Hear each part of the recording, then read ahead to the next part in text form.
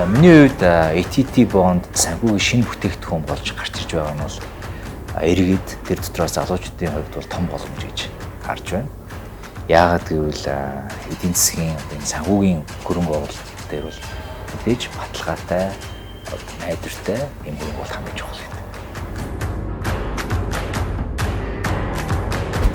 Манай гэр бүл 95 толгоос гаргасан бонд хөрөнгө оруулсан. Үнэхээр найдвартай цаг үе олсон ийм бонд байгаа. Ирээдүйдээ хөрөнгө оруулж Эрдэнэс таван толгоос бонд худалдаж авсан байгаа. Та ч гэсэн ирээдүйдээ хөрөнгө оруулж бонд худалдаж аваасаа гэж хүсэж байна.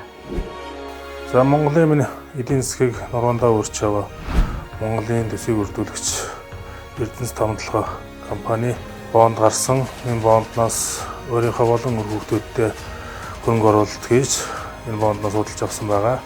Та бүгд бас өөрийнхөө ирээдүйд хөрөнгө оруулалт хийгээрэй. Энэ бондынхоо санхүүжилтээр үндэсний хэмжээний томоохон бүтээн байгуулалтанд хөрөнгө оруулалт хийж энэ бүтээн байгуулалт нь Монголын ард түмэнд үр өгөөж өгсөн сайхан бүтээн байгуулалт болно гэдэгт би итгэлтэй байна. Тийм болохоор Эрдэнэс таван толгой хамт олондоо амжилт хүсье.